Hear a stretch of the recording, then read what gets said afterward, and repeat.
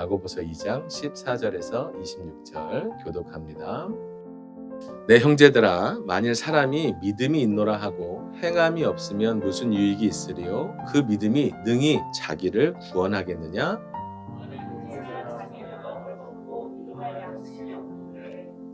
너희 중에 누구든지 그에게 이르되 평안히 가라, 덥게 하라, 배부르게 하라 하며 그 몸에 쓸 것을 주지 아니하면 무슨 유익이 있으리요? 어떤 사람은 말하기를 너는 믿음이 있고 나는 행함이 있으니 행함이 없는 내 믿음을 내게 보이라. 나는 행함으로 내 믿음을 내게 보이리라 하리라.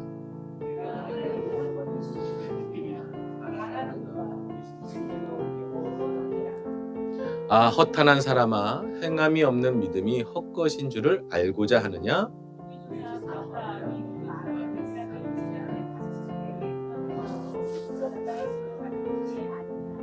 내가 보거니와 믿음이 그의 행함과 함께 일하고 행함으로 믿음이 온전하게 되었느니라.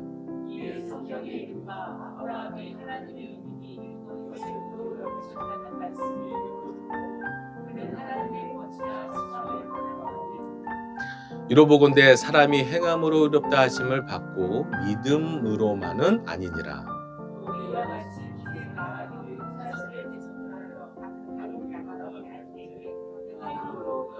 을 받은 것이 아니냐? 영혼 없는 몸이 죽은 것 같이 행함이 없는 믿음은 죽은 것이니라. 아멘.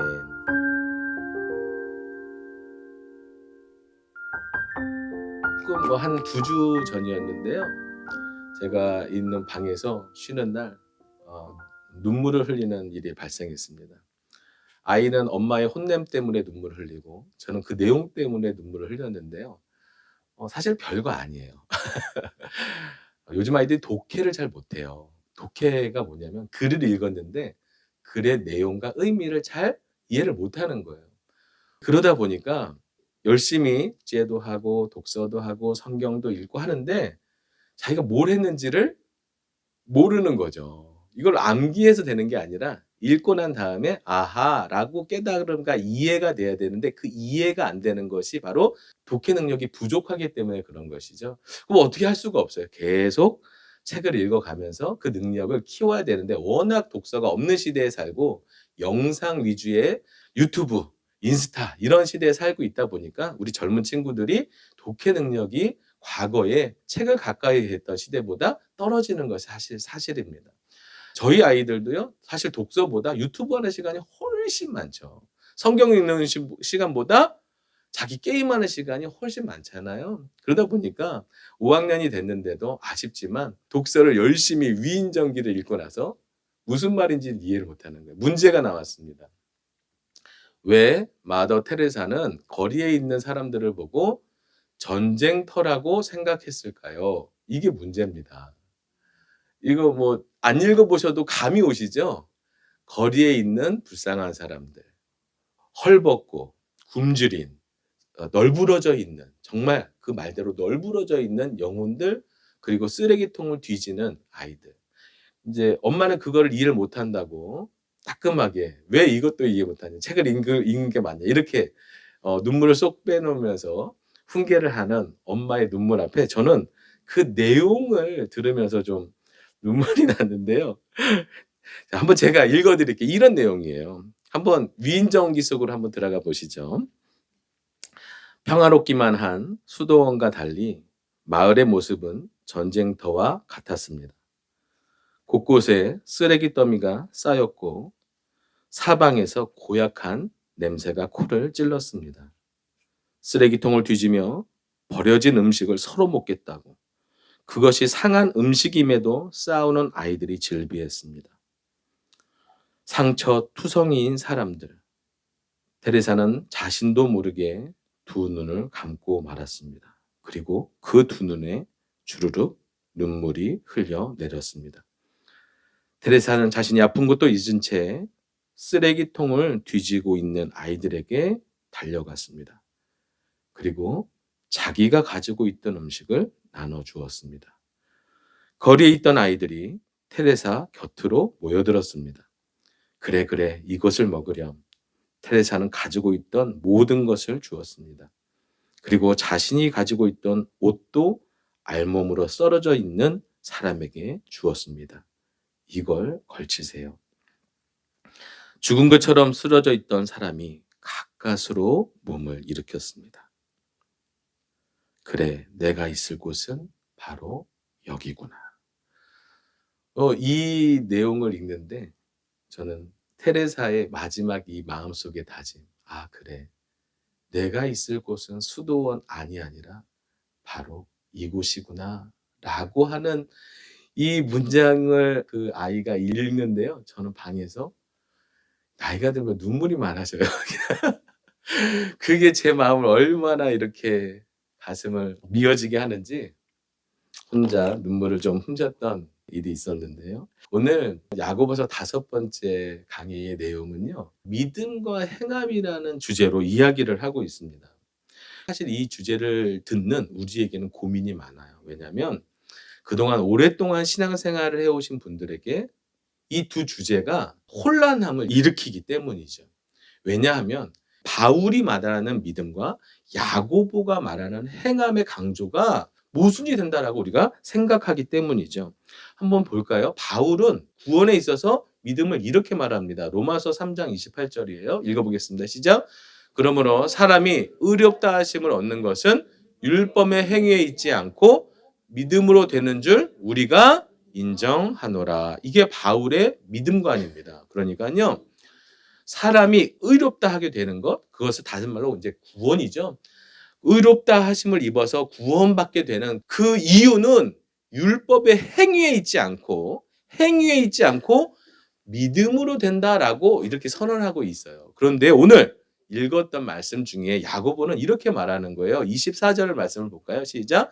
이러보건대 사람이 행함으로 의롭다 하심을 받고 믿음으로만은 아니니라. 이렇게 글로만 보면 뭔가 모순된 진술같이 느껴집니다.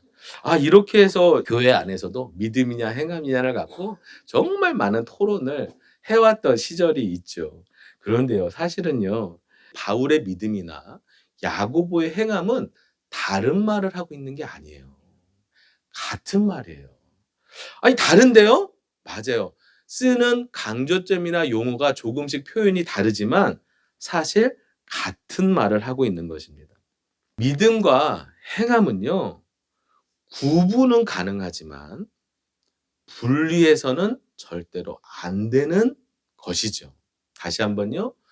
우리가 믿음은 뭐냐, 행함은 뭐냐라고 구분을 하고 생각하고 어떻게 그 믿음을 갖고 행함을 어떻게 가져가야 될지라고 고민하며 나누어서 생각은 할 수 있지만 우리의 삶이 믿음과 삶이 분리된 삶을 사는 것은 절대 안 된다는 것이죠. 구분은 가능하지만 한쪽만 택하시면 큰일 납니다. 마치요, 제가 자전거를 굉장히 좋아했던 시절이 있습니다. 근데 자전거를 보면요, 자전거의 바퀴가 몇 개죠? 제 3발 자전거 탄 거 아니에요. 2개의 바퀴를 탔어요. 한 2발 자전거는 동력을, 힘을 전달할 때 바퀴 하나면 갈 것 같지만 하나로 가지 않아요. 또 하나의 바퀴가 안정적으로 주행을 하게 만들어주는 거예요. 바퀴 하나가 빠지면 갈 수가 없죠. 비행기의 양날개와도 같아요. 비행기가 한쪽 날개로 비행을 할 수 없죠. 마치 그런 것처럼 구분을 할 수 있어요. 어느 쪽이 좀 더 잘못되고 어느 쪽이 더 건강한지를 우리가 구분하거나 생각할 수는 있지만 분리할 수 있는 거라고 생각하시면 큰일 나는 거죠. 사실 바울과 야고보는요, 같은 입장을 변호하고 있는 거예요. 그들은요, 예루살렘 공의회에서요, 똑같은 선언을 했어요. 초대교회에 구원에 있어 오직 예수 그리스도를 믿음으로 구원받는다는 것을 정리를 했죠. 그리고요, 바울이 이방에 나가서 그렇게 복음을 전하면서 그들에게 율법의 행위를, 굴레를 씌우지 않았던 이유죠. 유대인들은요, 율법으로 구원받는다라고 생각했던 시절이 있어요. 그런데 짧은 시절이 아니고요, 구약시대 내내 예수님 오시기 전에 그리고 예수님 오셨을 때에조차도 모세의 율법, 그 수많은 조문들을 꼼꼼하게 지켜내야 의로워진다라고 믿고 살았던 거예요.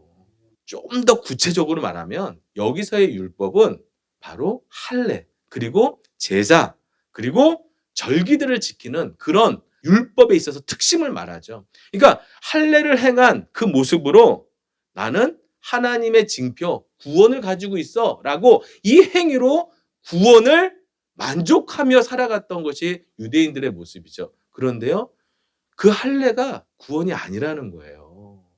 예수 그리스도의 복음만이, 그것을 믿음으로 우리가 죄 용서를 받고 죄의 자녀에서 하나님의 자녀로 거듭날 수 있다라고 이야기했던 것이죠. 그러면 바울과 야고보가 다른 말처럼 들리는 이 이야기는요, 왜 생겨나는 거냐면요, 그 당시에 그 이 편지를 받는 대상과 상황이 달랐기 때문이에요. 바울은요, 누구에게 편지를 쓰고 있냐면 여전히 예수 그리스도를 믿었지만 믿음으로는 부족한 것 같아. 할례도 행하고 율법도 지키고 십계명도 지키고 내 삶을 율법으로 채워야 구원받을 수 있을 것 같아 라고 여기는 불완전한 복음에 대한 능력을 경험하고 있는 사람들에게 쓴 메시지가 바로 바울의 복음이에요. 야고보는요, 대상이 달라요. 너무 잘 믿었어요. 너무 잘 믿어서 믿음이면 돼. 이제 행함이나 율법은 필요 없고 그리스도의 복음이면 충분해. 맞죠? 맞아요. 그런데요, 그 충분한 복음으로 전혀 복음과 어울리지 않는 삶을 살고 있는 성도들을 향하여 쓰는 메시지이기 때문에 다르게 들리는 거죠. 같은 복음을 말하고 있는 거예요. 그럼 바울이 믿음으로만 구원받는다, 믿음으로만 의롭게 된다라고 말할 때에 그 믿음 안에 행함을 쏙 빼버리고 그리스도인으로서 성도의 삶을 쏙 빼버리고 다 지워버린 채 예수님만 믿으면 완전한 구원이 이루어진다 이렇게 말하지 않고요, 바울도요, 사랑이 없으면 아무 유익이 없다고 말하고 있어요. 바울도요, 그 믿음으로 충분하다는 걸 말할 때 그 믿음 안에 거룩한 삶은 포함시키고 있는 거예요. 야고보는요, 믿음이 삶이 되지 않는, 이것을 완전히 구분해 놓고 살아가는, 믿음은 있다고 말하고 하나님만을 믿는 것 같은 삶을 살지만 전혀 사랑이 없는 삶을 살고 있는 이 사람들을 향하여 단호하게, 조금은 공격적으로 믿음에 대해서 설명하고 있는 것이에요. 이제 믿음과 행함이 결코 분리되지 않고 바울이나 야고보는 동일한 믿음을 말하고 있다는 것을 조금 이해하셨을 텐데요. 이 교회 안에는요, 잘못된 이해에서 비롯된 함정에 빠진 믿음을 가지고 살아가시는 분들이 생각보다 많으세요. 어떤 문제가 생기냐면요, 첫 번째는요, 믿음은 있다고 말하는데 행함은 전혀 없어요. 그걸 뭐라고 말하냐면요, 성경은요, 믿음이라고 말하지 않고 위선이라고 말합니다. 내가 하나님을 믿는데 그 믿음에 어울리는 삶을 살지 않을 때 그것은 믿음이 아니라 위선으로 읽는 거예요. 자, 이게 첫 번째 실수죠. 두 번째 실수가 있습니다. 두 번째 위험이 있는데요, 오늘 찬양처럼 믿음이 삶이 되는 그 실력이 부족해가지고요, 나 왜 이러지? 나 교회 다니는데, 나 예수님 믿는 사람인데, 나는 왜 어제나 오늘이나 똑같지? 애쓰려고 하는데 그 부족하고 연약한 삶이 자신을 계속 정죄하는 거예요. 정죄하는 거예요. 그러니까 이런 분들은요, 믿음이 있는데 행복하지가 않고요, 그 믿음 때문에 인생이 괴로워집니다. 이것도 잘못된 믿음의 함정에 빠지신 거예요. 복음으로 우리의 구원은 충분합니다. 내가 그 복음을 믿고 예수님을 믿고 그분이 나의 구주가 되시고 내가 하나님의 자녀가 됐으면 이미 신분이 바뀌었어요. 나는 하나님의 자녀로 이미 행복한 삶이 주어진 거예요. 내 부족하고 내 연약한 삶이 내 구원을 흔들어 놓을 수가 없는 거죠. 그런데 계속 스스로 정죄해요. 예수 그리스도께서 내가 죄인 되었을 때에 이미 그분이 사랑으로 나를 용서하시고 십자가를 지셨잖아요. 주님도 내가 죄인 되었을 때 사랑하시는 분인데 내 그 연약한 모습을 때문에 나를 미워하거나 정죄하는 거는요, 나를 죽이는 거죠. 절대 행복하지 않습니다. 근데 생각보다 거룩한 삶을 지향하시는 분들의 그 순전한 마음 속에 이렇게 자책이나 이런 자기 폄하나 이런 아픔들이 많으세요. 네, 자유하셨으면 좋겠어요. 우리는 죄인으로 태어났습니다. 구원받은 죄인이에요. 과거에는요, 죄를 이길래야 이길 수 없었던 죄인이었는데 지금은요, 예수 그리스도의 복음으로 말미암아 내가 애쓰면 그래도 죄를 이길 수 있는 죄인이지 죄를 완전히 정복할 수 있는 죄인은 아닌 거예요. 바울이 말하잖아요. 복음에 충만했던 바울이 늘 뭘 갖고 살아가요? 로마서 7장까지 오호라 나는 공부한 사람이로다. 누가 이 사망의 몸에서 나를 건져내랴. 내가 원하는 바 선은 행치 아니하고 내가 원치 아니하는 바 도리어 악은 행하는도다. 이게 성도의 삶에 있는 영적 상태예요. 그걸 인정하고 내가 주님 앞에 붙어 있을 때는 그것을 이기기도 하지만 주님과 때로는 멀어지면 지기도 하는 거죠. 그렇지만요, 이 죄와 싸우려는 방향성을 가지고 살아다 보면 이 믿음과 삶의 간격이 점점 가까워지는 삶을 살게 되시는 거죠. 그러니 내가 좀 애쓰다가 내 마음에 지고 내 마음에 나는 이렇게 살고 싶은데 내가 실수하고 넘어졌다고 해서 너무 많이 자책하지 마세요. 이미 그런 상태인 줄 아시는 우리 주님께서 우리를 뭐 하셨어요? 사랑으로 구원하셨어요. 우리를 사랑하십니다. 그 독해 못하는 우리 둘째를 사랑해요. 전혀 사랑과 상관은 없어요. 엄마는 그걸 이해해서 더 나은, 더 멋진 그런 세상을 아름답게 하는 아들이 되기를 바랄 뿐이죠. 그래서 따끔하게 혼도내죠. 근데 그것이 부모의 사랑을 끊을 수 없습니다. 없어요. 자, 세 번째 실수가 있어요. 이 믿음과 행함을 구별하거나 또 이 믿음과 행함을 잘못된 이해로 나갈 때 1번은 믿음이 위선이 됐어요. 2번은 믿음이 자책과 불행이 됐어요. 3번은요, 믿음이 교만이 됩니다.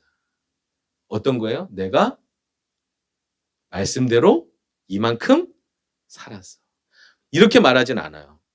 내가 오늘 이렇게 행했기 때문에 하나님이 나를 사랑하시고 나를 구원해 주셨다. 이 행함이 나의 의로움이다라고 직접적으로 말하진 않아요. 그런데요, 그 마음에 나는 오늘 사랑을 베풀었어. 나는 오늘 헌금 많이 했어. 나는 오늘 누군가에게 믿음으로 내가 생각하는 그 하나님 앞에서 내가 배운 대로 내가 하나님을 아는 대로 나는 행했어라는 그 의가 어깨가 되는 거예요. 그렇게 내색하지 않는 교만은 그래도 봐줄만 해요. 왜냐면 열심히 사셨으니까. 열심히 애썼으니까. 하나님 앞에서 그런 애씀으로 살아가려는 태도는 너무 아름다우니까 존중해 드릴 수 있습니다. 그런데 이거 하시면 안 돼요. 나는 이렇게 살았는데 너는 왜 그래? 절대 안 되는 거죠. 그 순간 그것은 정죄가 되고 판단이 되고 교만이 되는 거예요. 다른 사람을 죽이는 칼이 되는 거죠. 내가 가지고 있는 그 의로움이 날카로운 칼이 돼서 다른 사람의 믿음을 정죄하고 죽이는 그 영혼의 상처를 입히는 칼이 되기도 하는 거죠. 보셔요. 만약에 하나님께서 정의로우신 분이기만 하셨다면 우리는 다 죽어야 했던 존재죠. 하나님은 무한한 정의로운 존재시지만 또 공의롭고 자비로우신 분이에요.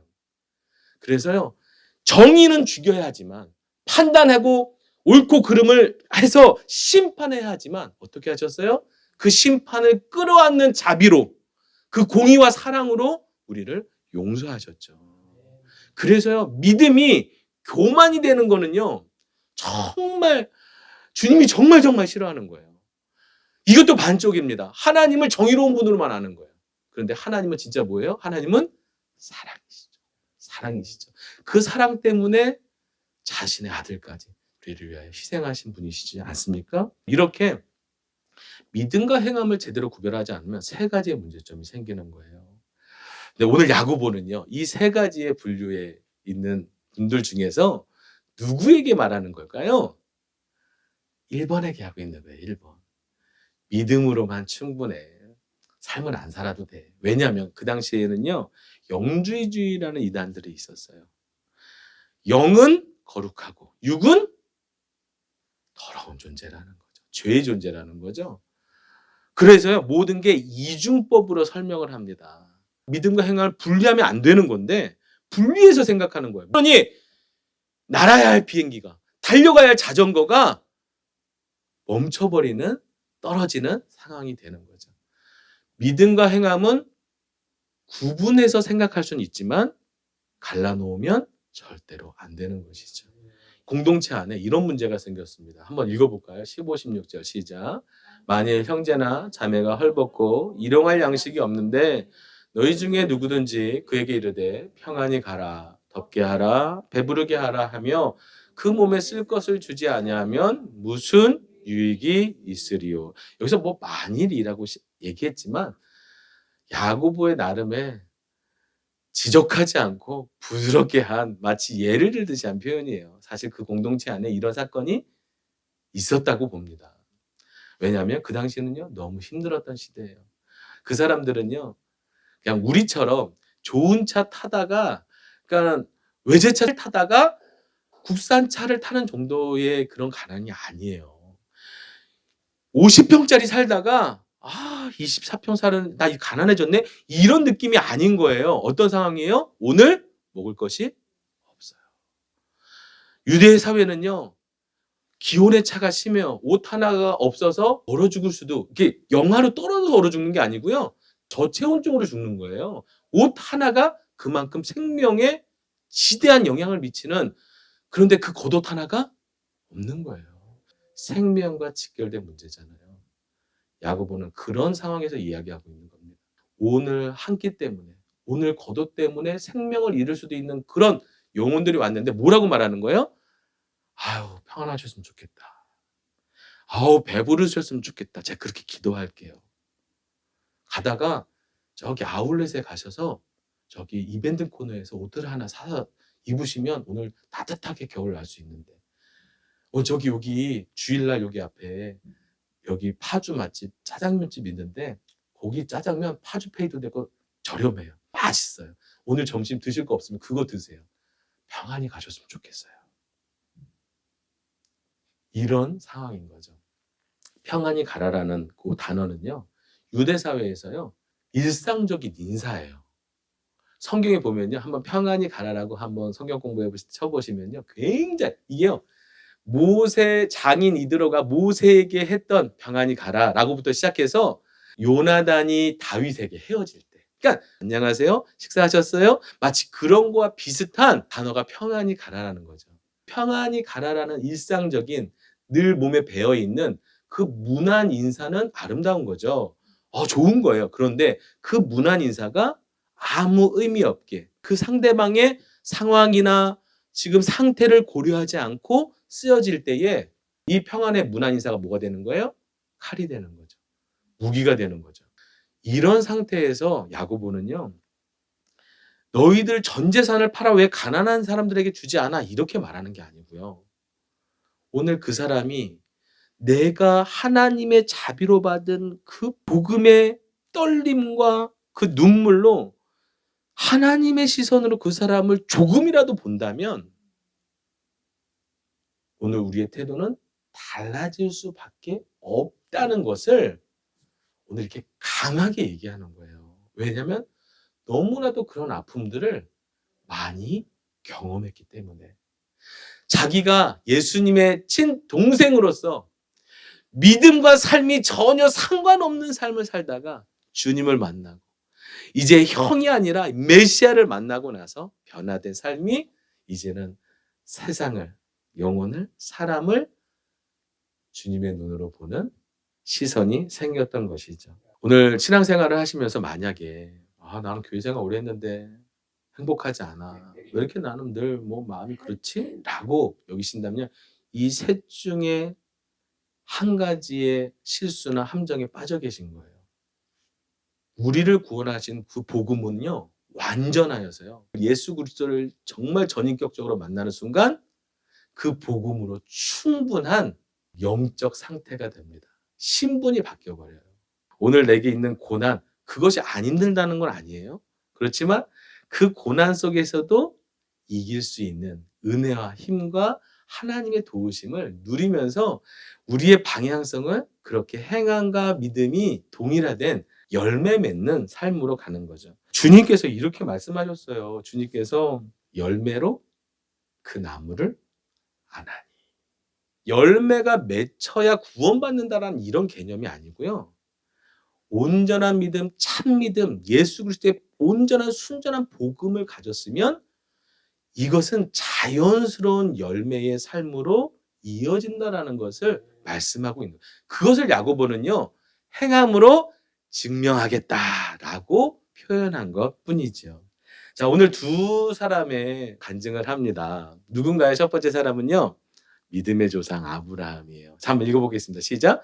우리 조상 아브라함이 그 아들 이삭을 제단에 바칠 때에 행함으로 의롭다 하심을 받은 것이 아니냐. 아브라함은요. 유대인들에게 있어서 가장 위대한 믿음의 선조입니다. 아브라함을 말할 때는 그냥 믿음인 거예요. 믿음의 대명사가 아브라함인데 오늘 야고보는 이 아브라함을 예로 들면서 뭐라고 하는 거예요? 그가 어떻게 의롭다 하심을 받았어요?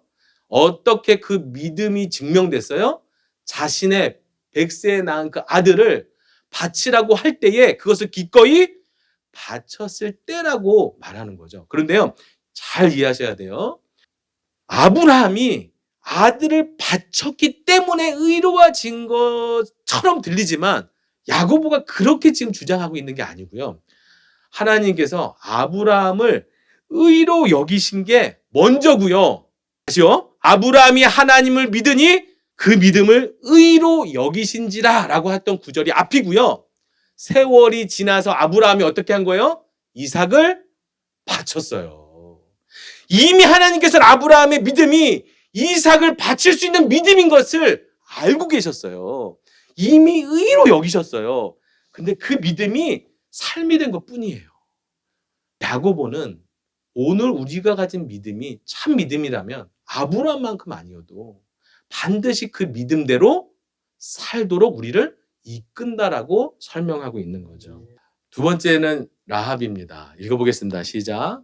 또 이와 같이 기생 라합이 사자들을 접대하여 다른 길로 나가게 할 때에 행함으로 의롭다 하심을 받은 것이 아니냐. 아멘. 라합이요 하나님을 믿었습니다. 여리고에 살면서 하나님을 믿었는데요. 그 정탐꾼들을 이렇게 영접하죠. 안전하게 보호하고요. 빠져나갈 수 있도록 다른 길로 어떻게 보면 민족의 배신인데 라합은 하나님이 이 하늘과 땅의 하나님인 것을 인정하고 받아들였어요. 믿었어요. 라합의 믿음을 히브리서에는 이렇게 표현합니다. 같이 읽겠습니다. 시작.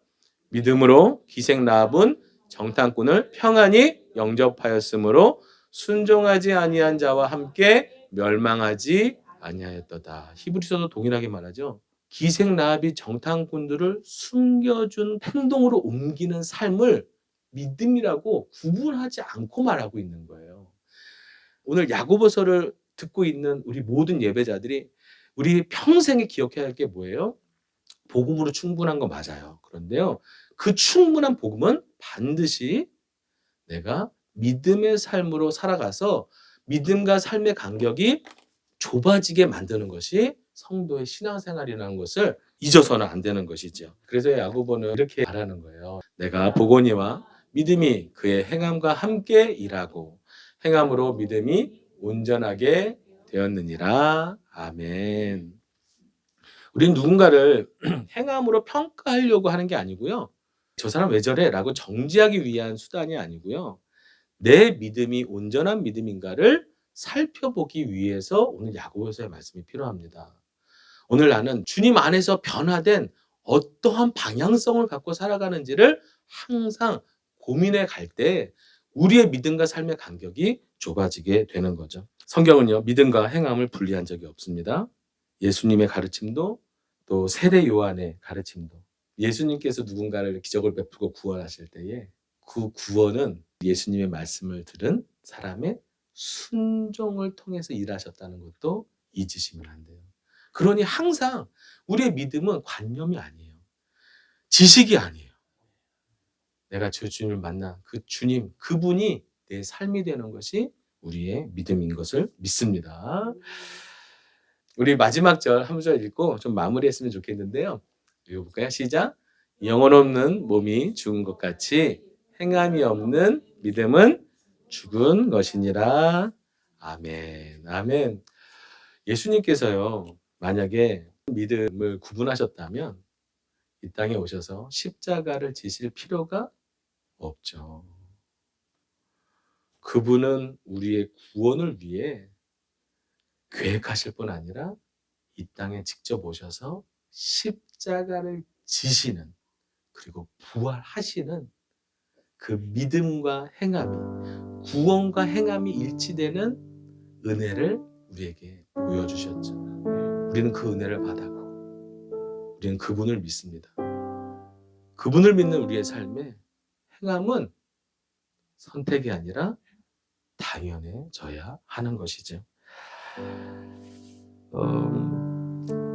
제가 제 삶을 흔들었던 고등학교 1학년 때 읽었던 책이 하나 있습니다. 공부는 그렇게 잘 못했지만 하나님은 너무 좋았어요. 예수님의 사랑에 펑펑 눈물 흘리고 그 깨달아져서 제 삶이 조금씩 변화되기 시작한 게, 그래도 내 삶에 의미 있는 삶으로 갖고 가야지, 하나님 반드시 목적이 있어, 그러면서 좀 책을 읽고 공부하기 시작했는데요. 그때 읽었던, 지금도 제 삶의 기둥처럼 남아있는 한 구절이 있습니다. 무명의 그리스도인이 쓴 그리스도 닮은 그리스도인이라는 아주 작은 얇은 책이에요. 그 책에는 한 구절, 그 책에 다 기억나진 않아요. 근데 이 구절은 잊지 않습니다. 복음을 방해하는 가장 큰 장애는 그리스도입니다. 그것이 제 삶에 못이 박혀서 이제 목사가 되고 개척을 하고 교회 공동체를 이끌어갈 때 정말 진정성 있는 교회가 어떤 교회인지, 정말 건강한 공동체, 건강한 그리스도의 몸은 어떠해야 하는지를 저는 이 기준 앞에 섭니다. 우리는 누군가로부터 복음을 방해하는 사람입니까? 내 말, 내 차별, 내 성품과 인격으로 인해서 누군가가 하나님께 가까이 나가지 못하도록 방해하는 장애물이 되고 있습니까? 아니면 그리스도의 복음의 통로로 살고 계십니까?